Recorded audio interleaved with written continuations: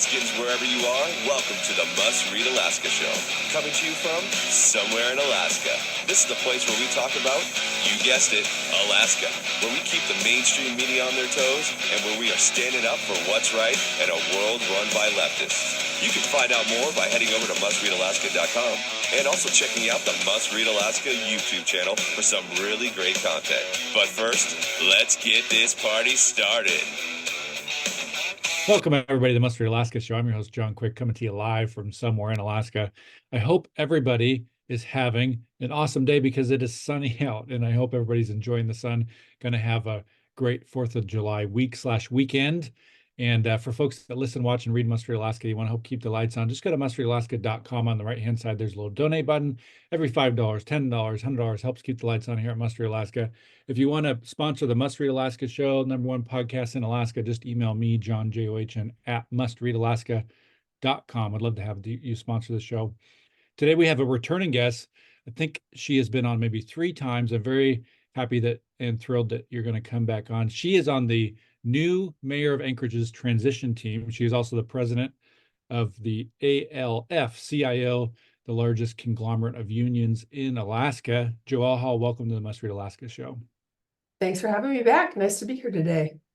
Yeah, glad you're here. It'll be fun to kind of talk a little bit about your role with the new mayor's transition team, any kind of high-level stuff that's going on, and your thoughts on the inauguration. But first, tell me about your role on the new mayor's transition team and kind of what that entails and how that team was kind of brought to be.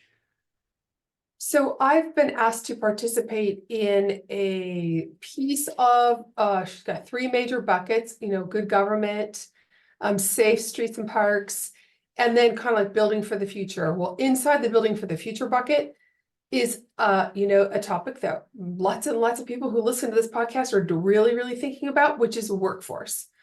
Not only how can we grow our own, how can we get people to stay in Alaska who graduated from high school, how can we get people to return to Alaska? So there is some things a municipality can do. There are lots of things a municipality can't do on those things, right? So I was involved in the workforce portion of this, and my compatriot, the co-leader of this group is Jonathan Taylor, who is one of the vice presidents at the university. So I think they took kind of like an apprenticeship oriented organization and a baccalaureate, oriented post-secondary oriented institution.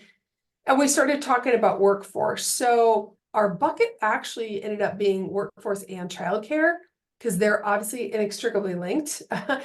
And that's a lot. So that group was big. So we were asked to be part of what she calls the core team. And really what that's meant is that we're facilitating these meetings. And the meetings are, the first time we had a Zoom, there was 300 people on the Zoom. So this is a pretty big group of people. That's a big meeting. It's a big meeting. And so we're, Michael Fredericks from SALT, along with Northern Compass, are helping kind of apply a system to acquiring input. And they're using a piece of software that's called Mural. And what that does is it allows you to take notes in real time. It comes in the form of like a sticky note. And then what we've basically done is we put everybody in groups and we just asked people to tell us what's on their mind. What's the most important thing to you? And then these stickies stack themselves in like how many people say the same thing. Because of course, when you're talking about workforce, people are going to say the same thing. We need a lot more of that. And what can the community do to do something about that? So workforce and childcare, we got a lot of input from what we think needs to happen. What are the challenges that we face? What are some of the tactics we could use in order to make life better, in that we have this very narrow focus area, like I said. Now, meanwhile, there's people meeting in other rooms and in other Zooms who are talking about government in the terms of good government, meaning, we have some cleanup to do. We have books that have not been audited in 2 years. We've got lots of people, we've got lots of vacancies. We've had to fire some people. So you got to put Humpty Dumpty back together again a little tiny bit. So there's that. And then there's the we have collective bargaining agreements that and wage scales that are clearly out of sync with the public sector. So much so that, you know, Anchorage has a hard time plowing roads, and a lot of it's just financial. You know, when people take other jobs that pay more, it's a very, very important skill set. Then that group also met to talk about that relating to public safety, and the way she's phrasing that is safe streets and trails. So that was a lot of people who come out of the public safety, the parks and trails community, and they were talking about the challenges that they see in their world. In building a better future, there was an economic development section, an energy section, obviously housing and homelessness, and workforce development. And then workforce development broke into workforce development and childcare, and then housing, and then unsheltered people, those being they're in the car together, but they're not the same thing, right? Like they both are going the same direction, but they're not exactly the same thing. So we've been meeting in Zooms, and then last week we had a 5-hour meeting at UAA, and I think I had Like an in-person one, 5-hour yes. meeting. Nice. I think I had 25 people in workforce development section that I was facilitating the meeting. And so it's all different walks of life, you know, people who do workforce development as a business, people who for a couple of our meetings, we had somebody who owned a number of like chain restaurants. We had Lael Fairburn, who owns restaurants in town. And then we had people from the Department of Labor. So it was kind of like the gamut on workforce development. A few folks from my world who run union apprenticeships, you know, construction, public sector, private sector, the whole gamut was there. And so we drilled down into what we thought were the things that this administration should tackle in the first 6 months. What can we do in a year? And then what takes 3 years? So every group was given that same task. And then Wow. we're in the process of collating all that information basically into like 5 to 10 page report from each individual section, which will give her the input from groups. This group is set up this way, but of course there's other ways. If folks who are listening to this live in Anchorage and they have input, you can also just go to the mayor's one. It's probably on the mayor's now, it's probably on her official page, but there are lots of ways for you to kind of like involve yourself in this process. And if you want to get your 2 points across, you want to make a suggestion, it's a fairly open process. So that is how it's been structured. I was involved in a previous transition, and it was before Zoom. And so you did the same thing, but you did it like in a town hall format. And in a town, it was multiple meetings, multiple meetings, but all kind of like town hall format. So town halls would take really interesting turns. Like I remember being so struck. I was at Abbott Loop Elementary, and everybody was talking about the libraries. Now, this was significantly before anybody was talking about libraries, right? This isn't the before times. So I was like, oh, that's interesting. You know, the libraries, they turned out in force to talk about how important they think their role in serving the public was. So that just like one of my takeaways, my like remembering like the libraries really turned out to like advocate for themselves, which is great. So that's how the process has worked. And there's a list on the mayor's website of like everybody who's on these things, but generally we're paired with somebody like it's Bill Pop and Radica from the Anchorage Downtown Partnership who are doing economic development and infrastructure, and got Carol Gore, who's now with Widener Properties, teaming with the guy who is the head of homelessness services at Catholic Social Services on unsheltered homelessness. And then there's a housing people who is like the housing people who are not necessarily the homeless people. So this will be a really good document, and then we give it to the mayor. And what we're all hoping is that as I said, I've done this before. You disgorge all this information and then you're not really sure who's going to do what to who, and then you're not necessarily asked to help in the future. But I think this mayor is going to work to try to keep these groups somewhat intact, because these are people who live and work in their businesses every day. If their business is, serving the homeless people, that's what they do all day. My job is talking to people who run apprenticeships every day. So I know more so than the average person. I mean, clearly the person running the apprenticeship knows more than I do, but I know their phone number. So I can definitely give them a call and make sure that what I'm saying is the truth. And so getting this group together so that, which always helps in terms of identifying, people have good ideas and they may not see that there's a potential challenge in that idea if you don't engage the right people. So, Well, they may not even think their idea is good until they say it out loud in a group and everybody loves it. well, that may be true too. Yeah, I mean, so I'm looking forward to this group, my group, our group, continuing on to meet in some way, shape, or form to talk about workforce in the municipality of Anchorage. And I believe, because I've right now there's many grants available for workforce development. If you're a for-profit company, you're a nonprofit company, you're a state agency, you're a local government. And I'm a firm believer that Alaska should get every little piece of the pie it can possibly get. Yeah. And so we need to be getting the municipality up on step to help some of these entities who could benefit from more. We can always use more money in the training systems, right? Because there's never enough money to train as many people as we need. And then we talked about a marketing campaign, because marketing, you gotta, people, we have to work harder at communicating, particularly to our young people, that there's a future here. And so I think that's a really big part of what we need to do. Yeah.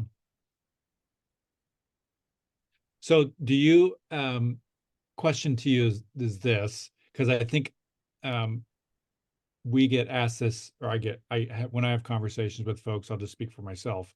This topic gets brought up a lot. Was this just one group or one, basically people ask me, is this just a bunch of Democrats in a room trying to solve things? Or is this a group of folks from all walks of life, all parties, nonpartisan? Is this a diverse group of folks, or is this just one kind of sector of folks? Well, Bill Papp was there. Bill Papp's, he ran as a non-Democrat. I mean, people may not view him as deeply conservative, but I know that Suzanne is trying really hard to attract people from all walks of life. And but there's a difference between being a person of a different walk of life who has an opinion about something and being somebody who's from a different walk of life who has some expertise about something. So, I think these groups tend to focus on people who have who are working in the sectors that we're talking about. So, and if there are opinions about that are not from the people who work in the industries, then I mean, everybody's free to express their opinion. But I think she went straight to the people who are, doing the work in this town. And whether they're RDIUN, she's talking to the people who are currently doing the work and trying to figure out, what were we doing that was working before? What were we doing that wasn't working before? And then how do we deliver services better? So are you hopeful that some of these recommendations that specifically your group made could help keep kind of this next generation, maybe not only in Anchorage, but in Alaska in general? Yes, yes. I mean, obviously, this group's focus is Anchorage because it's the municipality of Anchorage, but yes, writ large, it is one of our biggest challenges as a state is that we're, well, I have my ideas about why all this is happening, and I would probably, most people who are listening to the show would not agree with my ideas, which is totally fine. But there's we need to do a couple things. I think there needs to be kids kind of just like found their way until now. And now there's the job opportunities and the opportunities, they're there, but they're harder to find now. And we've got to be more intentional about aligning our kids' futures to the jobs they're going to find. I'm really hopeful that this is kind of an aside, but the new ASD Academies model is also one of those places where there's going to be opportunity for business to actually interact with a young person, a very young person, and say, this is what we do here. Is this interesting to you? Because I think when people really have a notion about what kind of jobs excite them, it makes the path to get to where they want to go much clearer. I mean, I had no earthly idea what I wanted to do with my life when I graduated from high school. So I joined the Army, because, you can hang out in the Army for 4 years and do really fun stuff and figure it all out. I knew I wasn't ready for college. I needed to go do something else. I needed to go have a challenge and do something else interesting. But I think there's alignment, and so some of it is, how do we make sure that the systems understand what kind of jobs are available? And I was on, secondarily, this is also involved in the mayor's transition a little bit, but I was on a call yesterday with AEDC where we're working on a very intentional, like, veterans retention project, because this is also a group of adults that might want to stay in our community. If we get to figure out how to connect them to the good jobs for them and their families, we know we need them. They're excellent employees. So streamlining that and making it us be way more, like, we got to work a little harder to retain people, not just like, you're lucky if you get to live here. I think we're past that. I think we have to work at it to keep our kids here. Yeah, I cross my fingers. I hope my kids stick around here for a while. You blink your eyes, and my daughter's turning 16 this year, and it just seems like yesterday they were going off to kindergarten. And so, man, I Well, really hope this next generation finds good jobs here in Alaska. I saw in the paper that the governor upped the performance scholarship and expanded the performance scholarship. I think this is really important. My daughter just graduated from UAA, and she's staying, right? She graduated from UAA, she got a good job, she's staying here. My son is a student at UAA. He won't qualify for the performance scholarship because we drug him through high school by, the hair I had on the top of his head. But he made it through, and he's got straight A's in college. But they're going to stay here, right? But incentivizing our kids with really affordable, high quality post-secondary education, this is going to be the commodity that moves young people around this country. And the more competitive we are for that age group, I think the better Alaska's future is. So is there, you've had a bunch of these meetings, you've had a lot of Zoom meetings, in-person meetings with 300 people on them. You're probably hearing from lots of folks, lots of experts, lots of opinions. What's the overall sentiment with folks? Are they, that are in these meetings, on these calls, are they excited to tackle this? Are they doubtful? Are they hopeful? Are they kind of like, oh crap, what did I get myself into? What's the overall vibe? I think the overall vibe is, I think we're all optimistic, cautiously optimistic. I'm sure I'm not telling anybody who listens to this podcast, I mean, government moves slow by design, right? It's because it has a different mandate. Efficiency is not its mandate. Fairness is its mandate. So it moves slower. And we've got to just try to figure out where we can accelerate things and identify the systems in government that aren't working properly.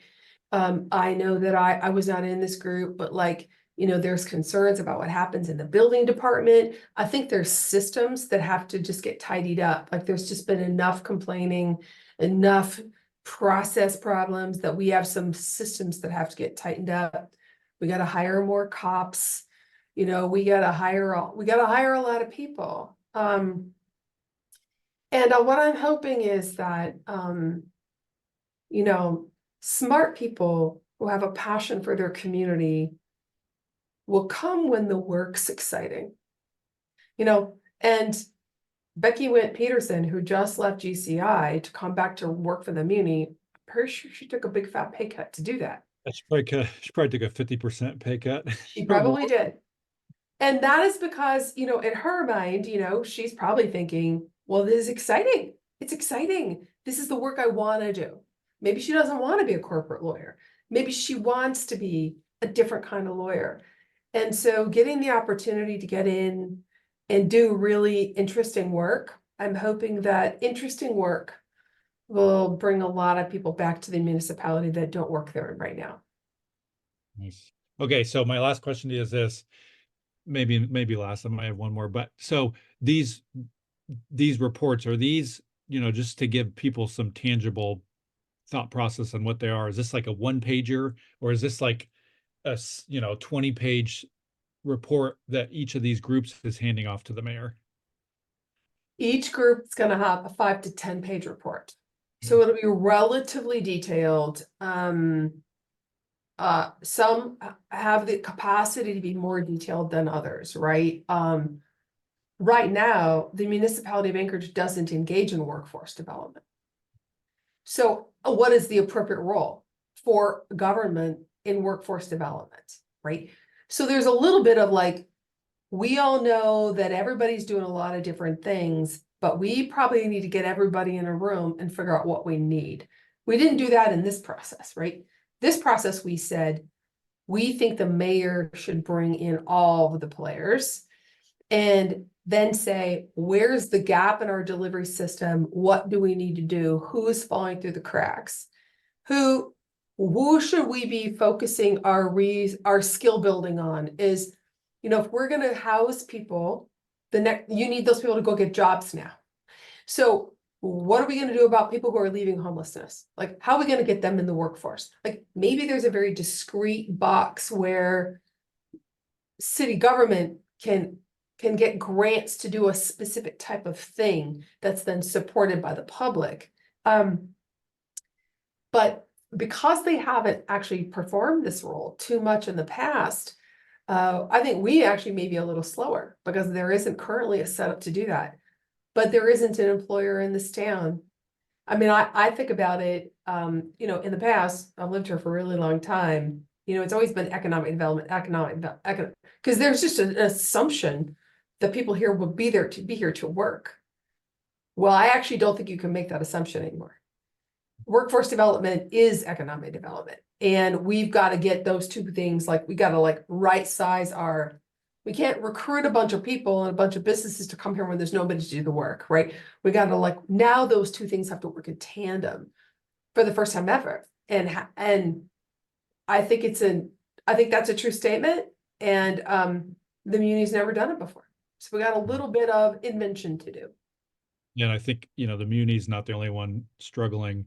I think it's tough for many, many folks in communities all over Alaska to retain, hire new people and keep their current staff. It's very competitive, and it's hard when we live in a place like Alaska sometimes. It's so true. And that's just for the Muni staff, as well as trying to make this the kind of place that people want to live and work, right? What's the role of the Muni in that? How can they be helping the other entities that are out there to market the city, to help somebody, to work with to liaise with other departments? Like, what's the best way to design something? We didn't ferret that out in 2 weeks. I know you're shocked to hear, but we will. A couple more weeks to get that. That's kind of what, yeah. I just needed till tomorrow and they cut me off. Yeah.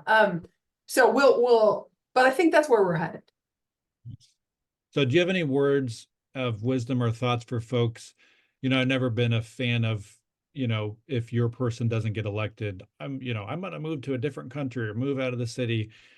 There's tons of people in Anchorage who maybe didn't vote for this mayor, going to stay around. They're weary. Do you have any words of wisdom for folks whose candidate maybe didn't get elected, but still want to be contributing members to the municipality of Anchorage? Well, yeah, no one group of people has a monopoly on good ideas. But good ideas have to be delivered, it's all in the delivery. It's not in the who, it's in the delivery, right? So what I would say is, if you have a different idea about how to accomplish that, I don't think there's any disagreement that government needs to work better, because we didn't get to drive our cars for 5 days for a couple of years now. I don't think there's any disagreement that we don't live in a safe community. And I don't think there's any disagreement that we are struggling to build a future for ourselves here. We can't keep our kids here.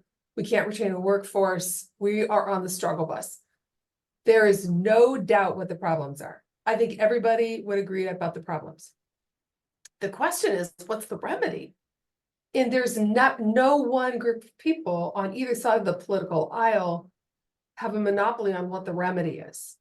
And it's only going to work, really, if there is a dialogue and the people who don't think that's a really good point, bring up their side and engage in the process.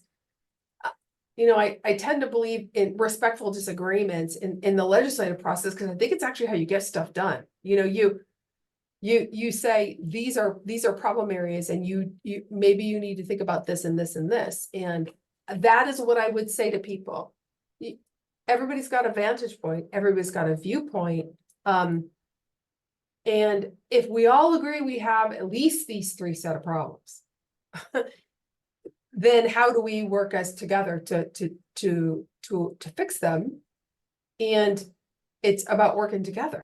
And I don't think that Suzanne is the kind of person who she starts off all of her meetings is by saying, we are going to have a low ego, nonpartisan approach to doing this work. And if you've ever met Suzanne, you'll know she's kind of quiet. She's not going to be up on the stage taking the mic out of someone's hand so she can, yuck, yuck, yuck. That's not the way she is. She's going to listen. And she came out of the corporate world. I just think that she's got one of those brains that is waiting to intake data and information, and will make decisions after she acquires a bunch of information. And if you disagree with the tech that's being taken, you should absolutely help somebody understand why you think it's bad. I don't scream at people. Right. Well, it's screaming at people, calling people names. Yeah, it might feel good to do it, but it isn't effective, right? I mean, you've worked in Juneau, I've worked in Juneau, and sometimes the social media world would like you to believe that it is auguring in, and your way or the highway is how the world changes. Well, it's the exact opposite of that. The world changes by having a relationship with somebody and being and having a conversation and expressing how different you'd like to see the world. Well, guess I have one more question for you if you have 2 more minutes. The inauguration. Sure. So yeah, I saw pictures, great turnout, lots of folks there. I also saw some videos of somebody apparently was on like a blowhorn the entire time, yelling at, screaming at people. Tell me, were you there? How was it? Give me the details. I was there. It was lovely. Yes, there were some people there who were upset about camera footage for a specific APD action, and they wanted the footage released. And so they were yelling about the footage, intermittently, they would stop for a while, they would go on for a while. Suzanne's comment was, you know, I believe in the First Amendment. These people have every right to be here, and, you know, and she went up and talked to him afterwards. They're like, we gotta talk about it. She's like, let's talk about it. It's about the releasing of body cam footage, you know? We have They were probably like, cameras on we our didn't expect cops you to and actually talk to us about it. what's that again? But they were probably like, crap, we didn't expect the mayor to come actually talk to us about it. Well, I don't know. They were yelling at her. But she went up there, and just engaged in a conversation with them. And I don't know, I don't follow this particular kind of public policy very closely at all. I don't know what the rules are for the release of body cam footage. And if the community doesn't know, then we need to clarify. And if it's not completely codified in regulation, that's not fair. That's not right. We need to, if it exists, we need to have a rule. And so hopefully she can work with the assembly to get that codified and on the book so everybody knows what to expect. And they were just there having their say. And everybody, we proceeded with our job and they did theirs, and it was respectful in as much as respectful as a protest can be. I do a lot of protests, Jonathan. I'm sure you've heard that the labor movement likes to I've walk in seen a you on the circle clips and of yell Junior. real loud. Yeah, we do this a lot. Like, I mean, I've been to a lot of it didn't faze me one little bit. This is part of my job, man.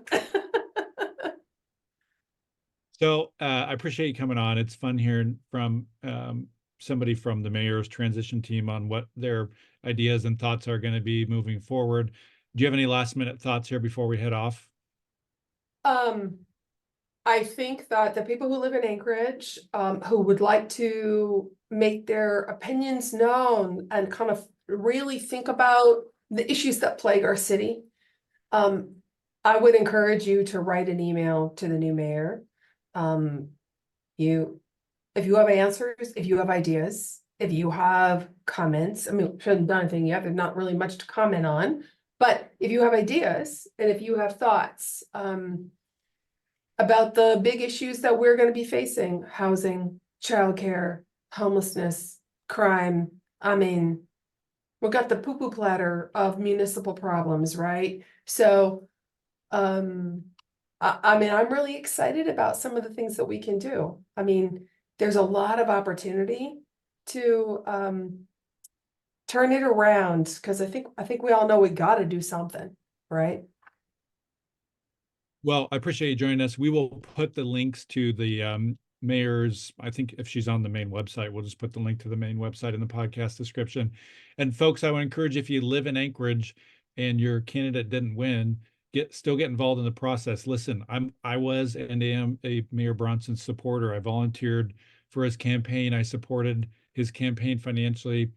There's a new mayor in town, and so I think it's important that just because your mayor didn't get elected, I still think you need to be involved in the game. So I want to encourage folks to reach out in a respectful way, get involved, stay involved in the process. And Joelle, you're welcome back anytime to the Must Read Alaska show. For folks that listen, watch, and read Must Read Alaska, you want to help to keep the lights on, just go to mustreadalaska.com. On the right-hand side, there's a little donate button. Every $5, $10, $100 helps keep the lights on here at Must Read Alaska. You want to sponsor the show, just email me, John, JOHN, at mustreadalaska.com. Hope everybody is having a phenomenal summer. Till next time. Happy 4th of July, everybody. Happy 4th of July. Till next time, I'm John Quick from somewhere in Alaska. Thanks so much for joining us.